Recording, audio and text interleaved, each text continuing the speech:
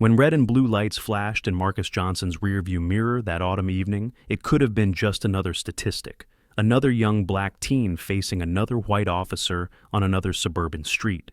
Instead, what unfolded in Maple Grove that night would challenge everything a community thought it knew about justice, fear, and the courage to change. Sometimes, the most powerful transformations begin with a single traffic stop. Marcus Johnson drummed his fingers nervously on the steering wheel of his mother's Honda Civic. At 17, he had only received his driver's license 3 months ago, and though he was a careful driver, being behind the wheel still made him slightly anxious. The fact that he was running late for his evening shift at the local library didn't help. The autumn sun was setting early, casting long shadows across Maple Grove's tree-lined streets. Marcus had lived in this suburban neighborhood his entire life, yet lately, something felt different. Maybe it was the growing awareness that came with age, or perhaps it was the conversations he'd been having with his mother, Dr. Kimberly Johnson, about what it meant to be black in America. Dr. Johnson was a respected cardiothoracic surgeon at Maple Grove Memorial Hospital, known not only for her skilled hands, but also for her level head and diplomatic nature. Single mother by choice, she had raised Marcus to be thoughtful, disciplined, and above all, aware. Knowledge is power, she always said, but wisdom is knowing how to use that power. Marcus checked his speed, exactly at the limit, and adjusted his rearview mirror. That's when he noticed the police cruiser that had been following him for the past few blocks. His heart rate quickened, but he maintained his composure, remembering his mother's careful instructions. If you're ever stopped, keep your hands visible, move slowly, speak respectfully, and call me immediately. The red and blue lights flashed in his mirror. Marcus took a deep breath and carefully pulled over, positioning the car precisely as he'd been taught. He turned off the engine, placed his hands at 10 and 2 on the steering wheel, and waited. In his head, he began counting backwards from 100, a technique his mother had taught him to stay calm in stressful situations. Officer James Sullivan approached the vehicle with measured steps. 20 years on the force had taught him to read situations quickly, but lately he'd been questioning his own judgment. His wife, Sarah, a high school teacher, had been challenging many of his long-held beliefs about policing and race. Their discussions often ended in tense silence, but they had planted seeds of doubt in his mind. "License and registration," Officer Sullivan demanded, his flashlight beam sweeping across the car's interior. The light lingered on Marcus's face longer than necessary. "Yes, sir," Marcus replied, his voice steady despite his racing heart. "My license is in my wallet, in my back pocket, and the registration is in the glove compartment. Would you like me to retrieve them?" Sullivan paused, noting the boy's careful articulation and deliberate manner. Something about it irritated him. "Slowly," he ordered. Marcus narrated his movements as he'd been taught. "I'm reaching for my wallet now, sir." His fingers trembled slightly as he extracted his license. "The registration will require me to reach across to the glove compartment. Would you like me to get that now?" Officer Sullivan's jaw tightened. The boy's politeness felt rehearsed, almost confrontational in its precision. "Where are you headed in such a hurry?" "I'm on my way to work, sir. I have a shift at the Maple Grove Library. I'm running a few minutes late." "This vehicle is registered to a Kimberly Johnson. That your mother?" "Yes, sir. Dr. Kimberly Johnson. She's a surgeon at Maple Grove Memorial." Sullivan's flashlight beam swept the car again. No illegal substances, no weapons, nothing suspicious.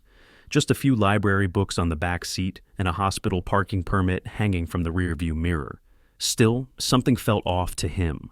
The car was too nice, the boy too polished.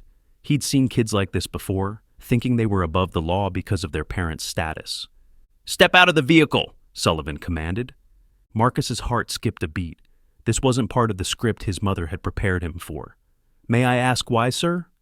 "Step out of the vehicle now." Sullivan's hand moved to rest on his holster, not drawing his weapon, but making its presence known. Marcus felt his mouth go dry. With deliberate movements, he unbuckled his seatbelt and opened the door. The evening air was cool against his damp palms.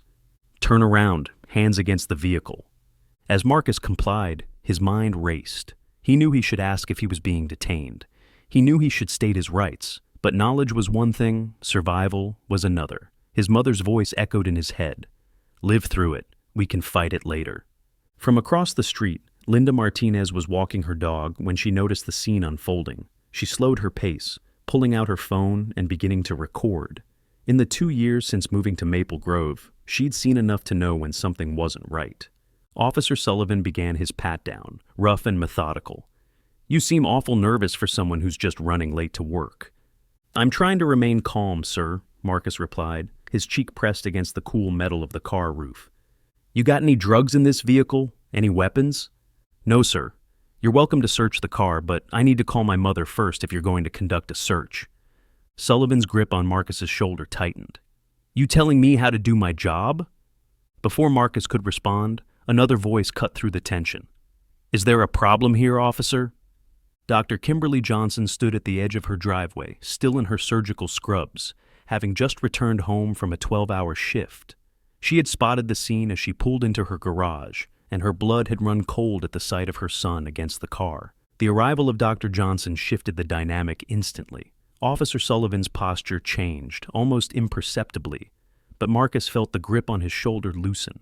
Linda Martinez, still recording from across the street, adjusted her position to get a better angle. "Good evening, Dr. Johnson," Sullivan said, his tone professionally neutral. "I was just having a discussion with your son about his driving." Dr. Johnson approached slowly, her hands visible at her sides. Her face was a mask of calm, but those who knew her well would recognize the dangerous glint in her eyes. She had spent decades perfecting this expression, pleasant enough to avoid escalation, stern enough to command respect. "I see," she said, her voice carrying the same measured tone she used when instructing nervous residents in the OR. "And what exactly was the nature of the traffic violation that necessitated having my son exit his vehicle?" Sullivan straightened his spine, aware that the situation was rapidly slipping from his control. "Ma'am, I observed your vehicle traveling at an irregular speed and making suspicious movements." "Irregular speed?" Dr. Johnson raised an eyebrow. "Could you be more specific, Officer Sullivan?" The fact that she knew his name without looking at his badge did not go unnoticed. Marcus remained still, his hands still pressed against the car, unsure if he was permitted to move. His mother had not yet looked at him directly, keeping her attention focused entirely on the officer. He recognized this as a deliberate choice. She was ensuring that Sullivan couldn't interpret any interaction between them as threatening or conspiratorial. Linda Martinez had been joined by other neighbors, some filming, others watching with concerned expressions.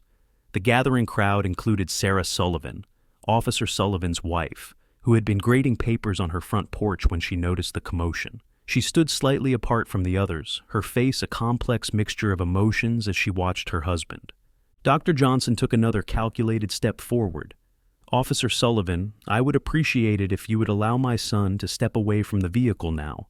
Unless, of course, you have probable cause to continue detaining him, in which case I'd like to contact our family attorney." The mention of an attorney hung in the air like a thundercloud. Officer Sullivan's jaw worked silently as he processed his options. His training and instincts were pulling him in one direction, but the rational part of his mind, the part that had been increasingly active during his discussions with Sarah, was sending warning signals. Officer Sullivan released his hold on Marcus completely, taking a small step back.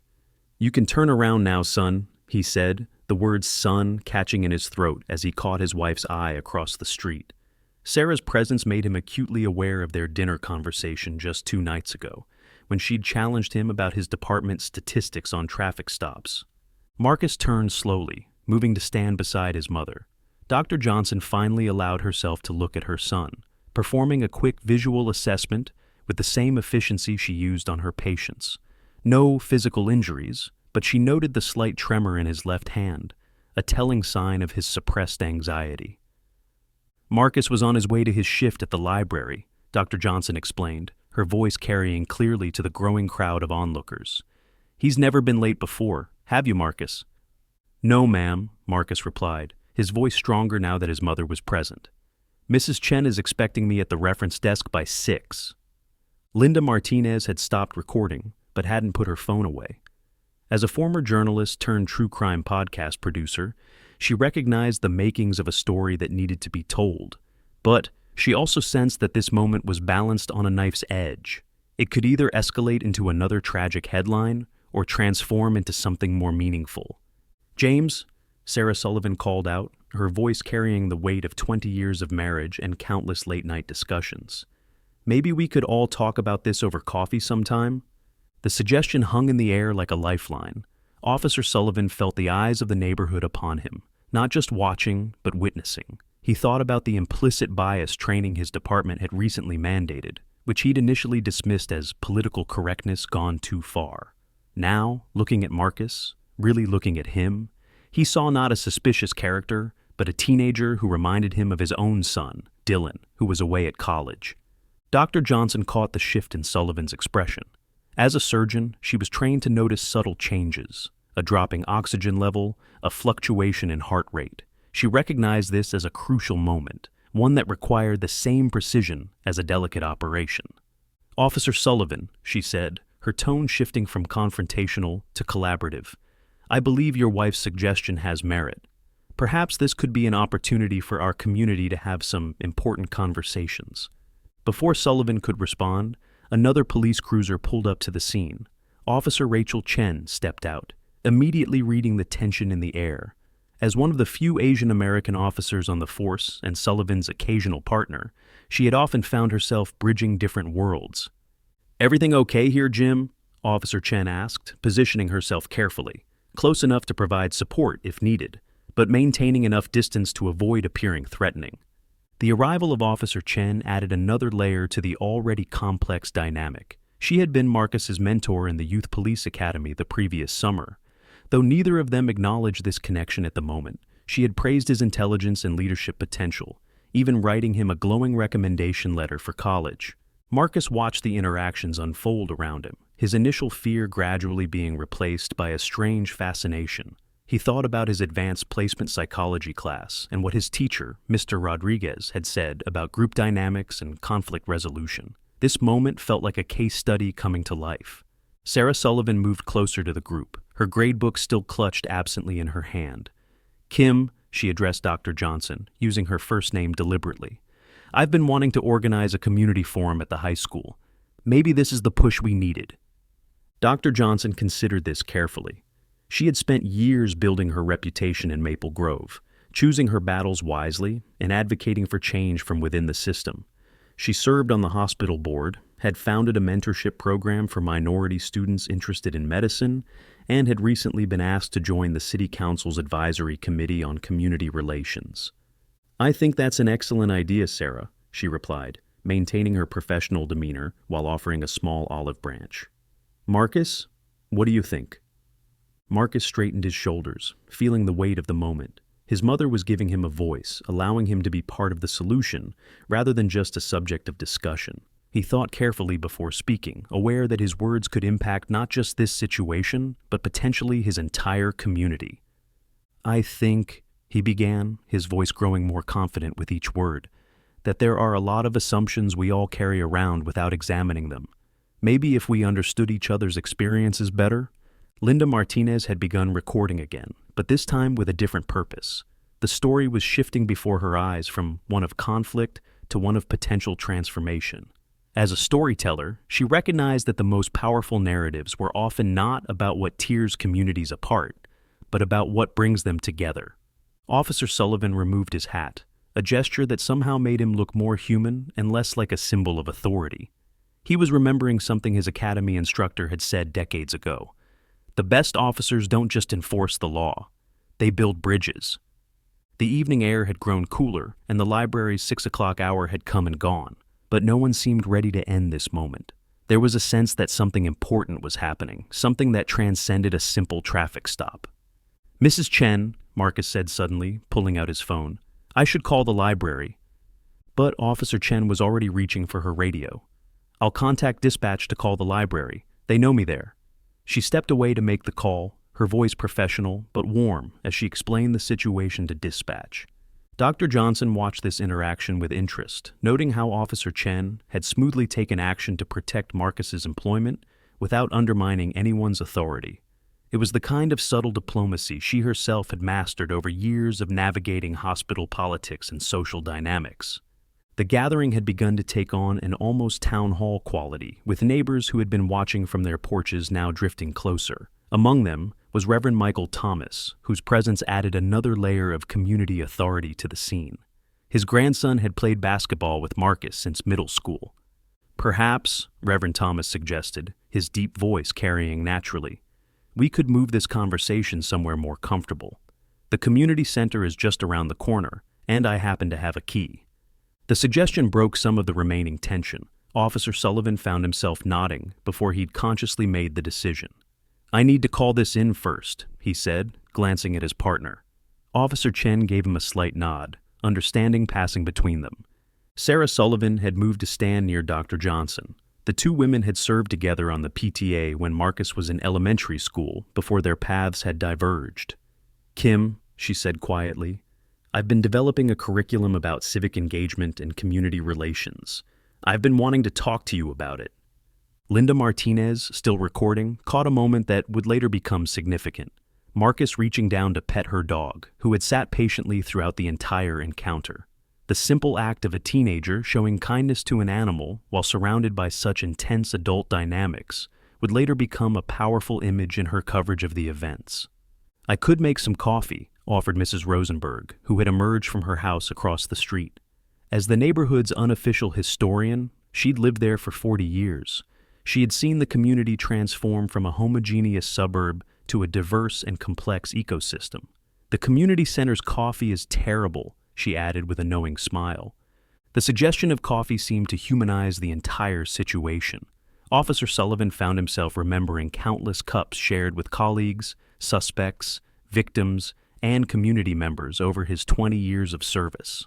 How many situations had been defused or resolved over a simple cup of coffee?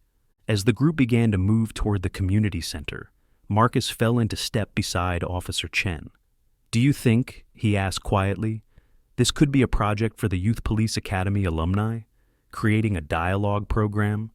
Officer Chen considered this carefully. She had been pushing for more youth involvement in community policing initiatives, but had met resistance from some of the old guard. What did you have in mind? Marcus's eyes lit up with the kind of enthusiasm that had made him stand out during the academy. Well, we could create a panel of students and officers, maybe meet monthly to discuss real situations and how they could be handled better. Like a case study approach, but with real community input. Dr. Johnson, walking slightly behind them, felt a surge of pride at her son's ability to think constructively in the aftermath of what could have been a traumatic experience. She caught Sarah Sullivan's eye and saw similar approval there. The group approached the community center, its windows dark but welcoming. Reverend Thomas moved ahead to unlock the doors, while Mrs. Rosenberg disappeared briefly to retrieve her coffee supplies. The impromptu gathering had taken on an air of purpose, as if this unexpected convergence of community members was meant to happen. Officer Sullivan found himself walking beside Dr. Johnson.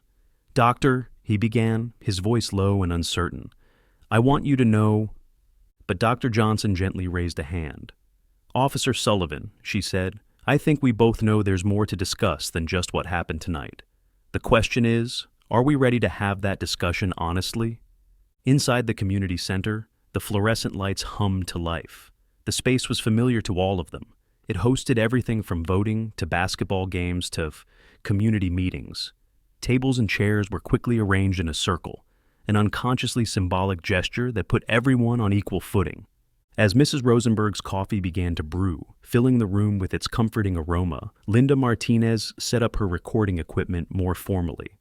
If everyone's comfortable, she said, I think this conversation needs to be documented, not for sensationalism, but for education. Marcus looked around the room at the unlikely gathering. His mother, the two police officers, his teacher's wife, the reverend, the podcast producer, the neighborhood historian, and the growing number of community members filing in. Each person represented a different perspective, a different piece of the complex puzzle that was their community. Officer Sullivan removed his utility belt, placing it carefully on a separate table, a gesture that didn't go unnoticed by anyone in the room. He kept his radio within reach, as regulations required, but the removal of his weapon made a clear statement about the nature of this gathering. Sarah Sullivan pulled out her gradebook, which she'd been carrying this whole time, and began to take notes. This wasn't just a community meeting anymore. It was becoming a template, a possible model for addressing similar situations in other communities. As people settled into their seats, Dr. Johnson stood. Her surgical scrubs, still worn from her shift, somehow lent additional authority to her presence. She looked around the room, making brief eye contact with each person present before speaking. "Before we begin," Dr. Johnson said, her voice carrying the same measured tone she used when delivering difficult news to patients' families, "I want to acknowledge that we're all here because something went wrong tonight. But we're also here because something went right. We chose to stay, to talk, to listen." She paused, noting how Officer Sullivan's posture had shifted, no longer defensive, but not quite relaxed either. His wife Sarah had stopped writing in her gradebook, her pen hovering above the page. "My son," Dr. Johnson continued, "has been stopped by police 3 times since getting his license 3 months ago. Tonight was the 4th time." The revelation settled heavily in the room. Marcus kept his eyes on his hands, folded carefully in his lap. Officer Chen's sharp intake of breath was audible in the silence that followed. She had known about one of those stops. She'd been the responding officer for backup. But 3 others? "I would like to hear," Dr. Johnson said, turning to face Officer Sullivan directly, "what you saw tonight that made you decide to pull over my son." The question hung in the air, not accusatory but demanding honesty. Officer Sullivan felt the weight of 2 decades of police work pressing down on him. How many times had he made split-second decisions based on what exactly? "I saw," he began, then stopped, reconsidering his words. Sarah's presence made it impossible to fall back on standard police terminology. "I think," he started again, "I need to be honest about something I'm just now realizing myself." Mrs. Rosenberg moved quietly through the room, distributing cups of coffee. The familiar ritual gave everyone a moment to gather their thoughts. The steam rising from the cups seemed to carry with it the possibility of warmth, of thawing frozen perspectives. "When I first became a police officer," Sullivan continued, wrapping his hands around his coffee cup, "I had this idea that being fair meant being colorblind, that if I treated everyone the same way, that was equality." He paused, looking at his wife. "Sarah's been trying to help me understand why that's not enough." Linda Martinez's recorder captured the soft sounds of agreement from several corners of the room. Reverend Thomas nodded slowly. His own experiences as a black church leader in a predominantly white denomination making Sullivan's words resonate particularly deeply. Marcus straightened in his chair. "Officer Sullivan," he said, his voice clear but respectful, "may I share something from the Youth Police Academy curriculum?" At Officer Chen's encouraging nod, he continued. "We learned about procedural justice, the idea that how people perceive they are being treated by authority figures is as important as the actual outcome of any interaction." Sarah Sullivan's pen moved across her gradebook again, but now she was drafting outline points for what was evolving into a possible lesson plan. The educational opportunity unfolding before her was too valuable to ignore. "Marcus is right," Officer Chen added, her tactical vest creaking slightly as she leaned forward. "But what we don't often discuss is how those perceptions are shaped by generations of experience. When I respond to calls in different neighborhoods, I'm not just dealing with the immediate situation. I'm dealing with decades of history." A new voice joined the conversation. Mr. Patel, owner of the corner grocery store, who had slipped in quietly a few minutes earlier. "My security cameras," he said, his accent carrying the wisdom of someone who had seen similar situations in 2 different countries. "They catch many things, not just crimes, but how people act around each other, how they change their behavior when they see certain uniforms, certain skin colors." Dr. Johnson watched the interaction closely, noting how the conversation was organically moving from the specific incident with Marcus to broader systemic issues. As a surgeon, she understood the importance of treating both acute symptoms and underlying conditions. "Perhaps," she suggested, "we could use this moment to create something structured, not just a one-time conversation, but a regular forum." She turned to Sarah Sullivan. "You mentioned a curriculum." Sarah nodded eagerly, flipping to a clean page in her gradebook. "I've been developing a program that combines civil rights history with current events and community engagement. But it needed something real, something immediate and local." "Like tonight," Marcus said quietly. Linda Martinez spoke up from her corner. "I could help document the process, create a template that other communities could follow. Not just recording meetings, but tracking outcomes, real changes. Officer Sullivan shifted in his seat, his coffee now cold and untouched. The department has been pushing for more community policing initiatives, but most of them feel manufactured. This, he gestured to the gathering, this feels different. Because it is different, Reverend Thomas interjected. This isn't about checking boxes or meeting quotas. This is about real people having real conversations about real experiences. A soft ping from Officer Chen's radio temporarily drew attention. She checked it quickly, then looked up. Dispatch wants to know if we need assistance here. The question carried multiple layers of meaning. Was this still a police matter? A community matter? Something else entirely? Dr. Johnson caught her son's eye, seeing in his expression the same thoughtful consideration she'd tried to instill in him since childhood. Marcus had learned to navigate these waters carefully, but tonight had shown her that perhaps it was time for more than just navigation. Marcus cleared his throat, drawing all eyes to him. For a moment, he felt the weight of their attention, the same weight he'd felt earlier when pressed against his mother's car. But this time, it felt different. Empowering rather than oppressive. "I've been thinking," he said, his voice growing stronger with each word, "about something we discussed in AP Psychology, about how trauma can either break communities apart or bring them together. Mr. Rodriguez called it post-traumatic growth." Sarah Sullivan's pen moved rapidly across her page. She'd had Marcus in her English class last year and had always appreciated his ability to make unexpected connections. "Go on," she encouraged. "Well," Marcus continued, "maybe what happened tonight. Maybe it doesn't have to be just another story about police harassment. Maybe it could be the beginning of something else." He turned to Officer Sullivan. "When you pulled me over, what were you expecting to find?" The directness of the question caught Sullivan off guard. In the warmth of the community center, surrounded by familiar faces, his earlier suspicions seemed increasingly insubstantial. "I thought," he began, then stopped, his jaw working silently for a moment. "I think I was seeing what I expected to see, not what was actually there." Officer Chen watched her partner carefully. In their years working together, she'd never heard him speak so candidly about his thought process during a stop. "Jim," she said softly, "remember that training session last month about implicit bias?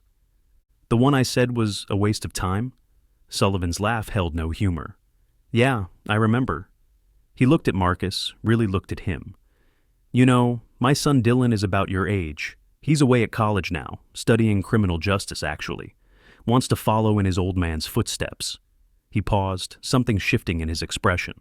"I wonder how many times he's been pulled over at school."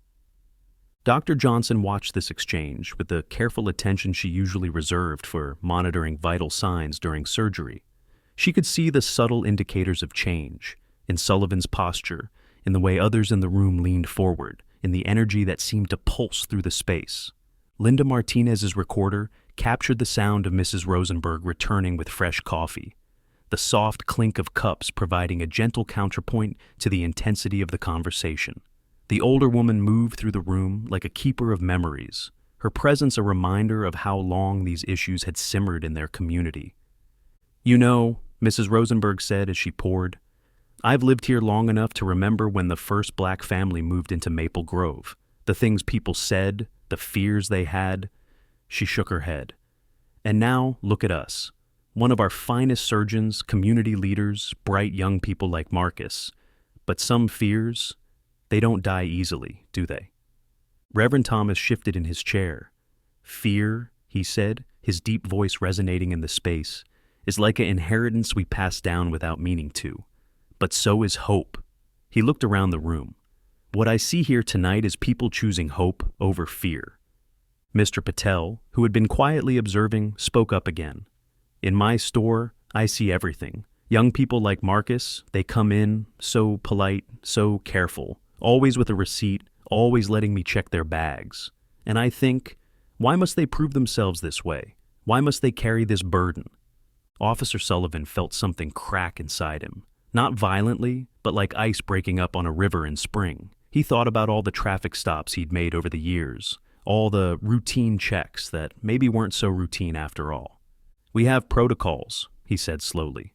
Procedures we're supposed to follow, but maybe we need to look at why those protocols exist, who they really serve. He glanced at his partner. Rachel, how many times have you been asked to provide backup when the driver is a person of color? Officer Chen's expression spoke volumes. Too many to count, she admitted. And how many times for white drivers? I could probably tell you the exact number because it happens so rarely. Sarah Sullivan had stopped writing. Her gradebook now contained the outline of something larger than a lesson plan. It looked more like a manifesto for change. We need to start earlier, she said. Not just with police training, but in schools, teaching children to see each other as people first, to question their assumptions. But we also need immediate action, Dr. Johnson interjected. My son still has to drive these streets tomorrow, and the next day, and the day after that. She looked at Officer Sullivan. What can we do right now, tonight, to begin making things different? The question hung in the air like a challenge and a promise. Linda Martinez's recorder captured the sound of shifting chairs, of deep breaths, of a community on the verge of transformation. Officer Sullivan stood up suddenly, his movement causing several people to tense instinctively. But instead of reaching for his utility belt on the nearby table, he reached into his breast pocket and pulled out his notepad. Let me show you something, he said, flipping it open. Every officer keeps track of their stops, department policy. He placed the notepad on the table in the center of the room. But we don't usually look at the patterns, not really look at them. Dr. Johnson leaned forward, her surgical precision evident in the way she analyzed the entries.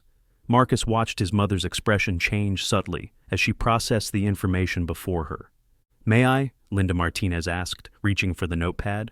As a journalist, she knew the value of raw data. If we could digitize this, create a database...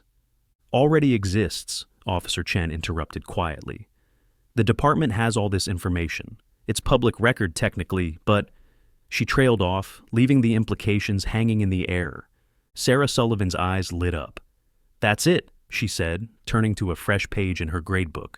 That's how we start. Real data, real analysis, real transparency. She looked at Marcus. Would your AP statistics class be interested in a real-world project?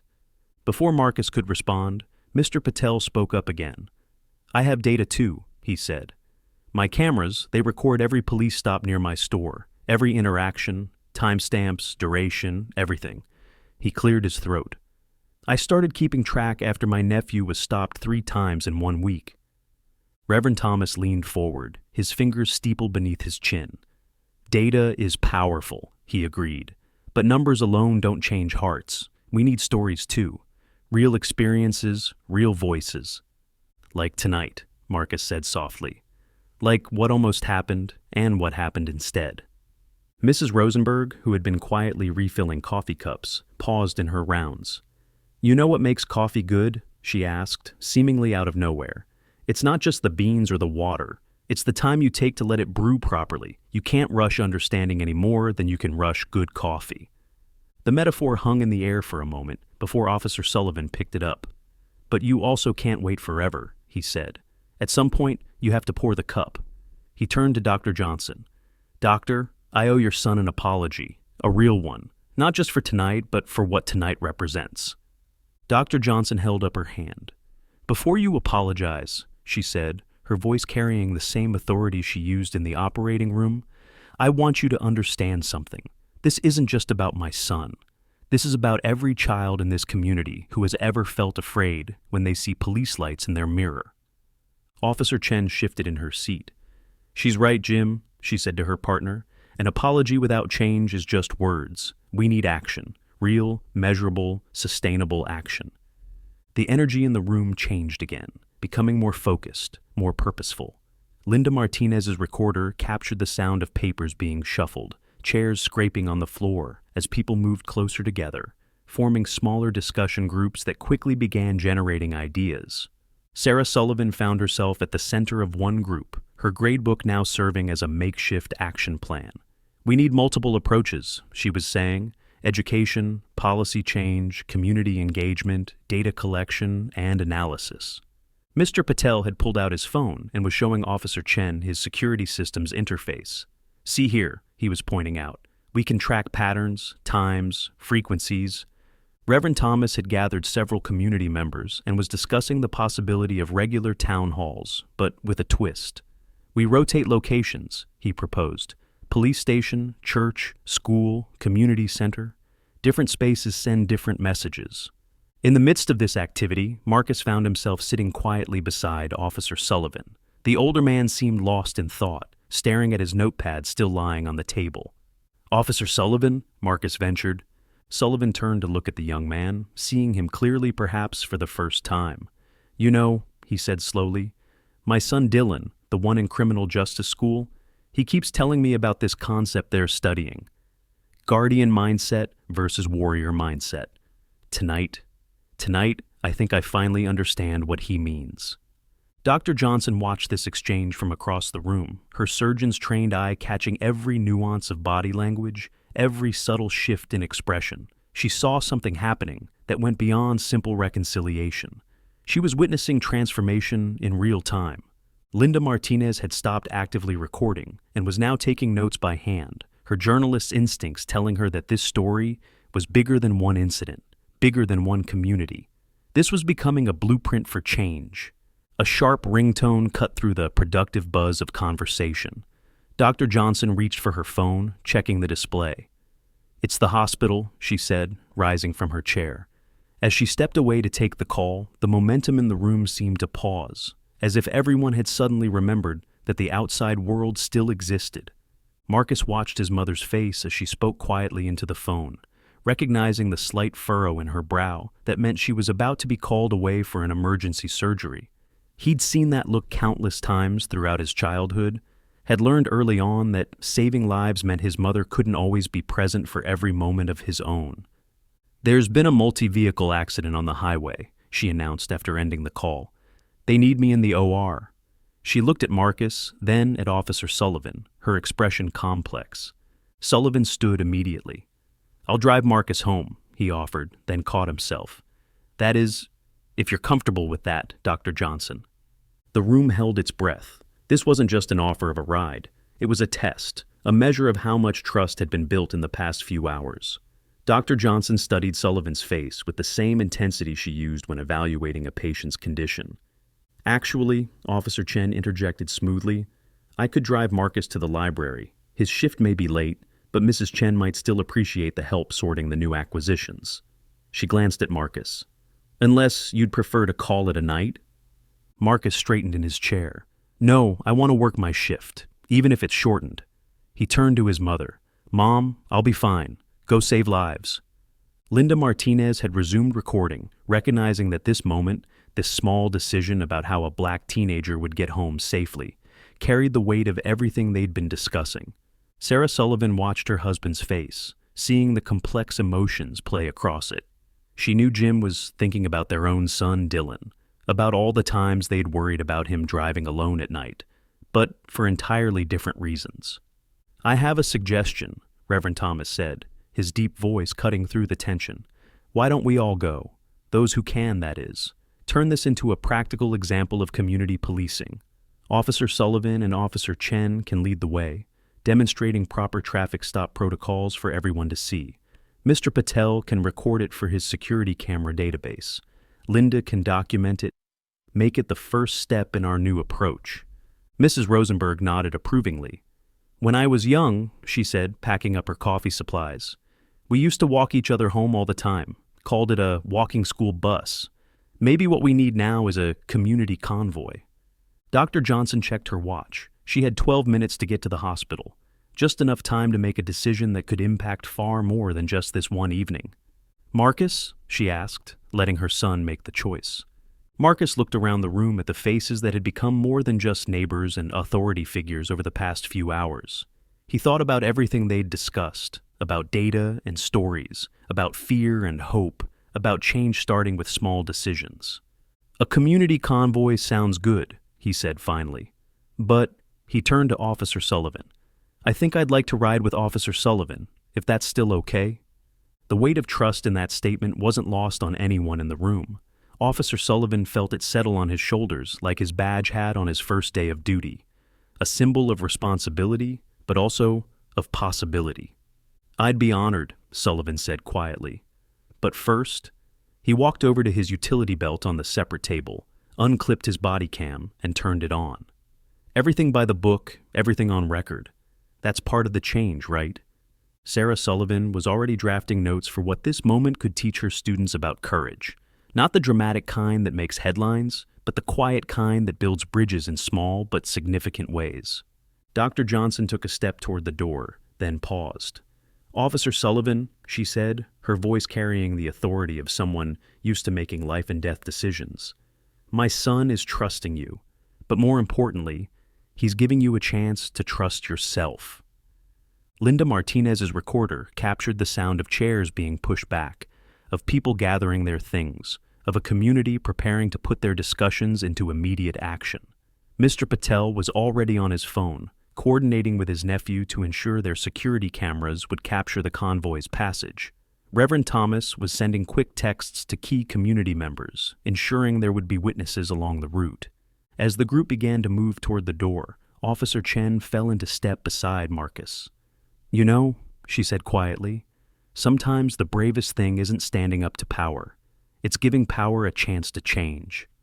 The fluorescent lights of the community center cast long shadows as they prepared to step out into the night, each person aware that they were participating in something that transcended a simple drive to the library. The community convoy moved through the streets of Maple Grove like a slow-moving testament to change. Officer Sullivan's cruiser led the way, with Marcus in the front passenger seat, a sight that caused more than a few double takes from pedestrians and other drivers. Officer Chen followed in her cruiser, with Sarah Sullivan and Linda Martinez. Behind them, a procession of community members' vehicles completed the unlikely parade. In Sullivan's cruiser, the silence was thoughtful rather than tense. Marcus watched the familiar streets pass by, aware that he was experiencing them differently now, not as potential zones of confrontation, but as part of a community in transformation. "You know," Sullivan said finally, his hands positioned precisely at 10 and 2 on the wheel, "I keep thinking about something. When I first saw your car tonight, I thought I was doing my job. But I wasn't really seeing you. I was seeing all my assumptions, my fears, maybe even some things I didn't want to admit about myself." Marcus nodded, understanding the weight of this confession. "And now? Now I'm thinking about how many other times I might have been wrong. How many other Marcus Johnsons are out there, just trying to get to work or school or home." Sullivan's voice trailed off as they passed Mr. Patel's store, its security cameras recording their passage. Through his rearview mirror, Sullivan could see the line of cars behind them, each one carrying people who had chosen to be a part of this moment. His radio crackled with Officer Chen's voice, maintaining professional protocol even in this unprecedented situation. As they approached the library, they saw Mrs. Chen standing outside, having been updated by dispatch about the situation. Her face registered surprise at the procession arriving in her parking lot. But it was the kind of surprise that carried hope within it. The convoy parked, and people began emerging from their vehicles. Linda Martinez's recorder captured the sound of car doors opening and closing, of footsteps on pavement, of a community escorting one of their young people to his place of work, not because he needed protection, but because they all needed to prove something to themselves. "I don't think this is the end of the story," Marcus said as he prepared to exit the cruiser. "It's more like the beginning of a different one." Sullivan nodded, understanding completely.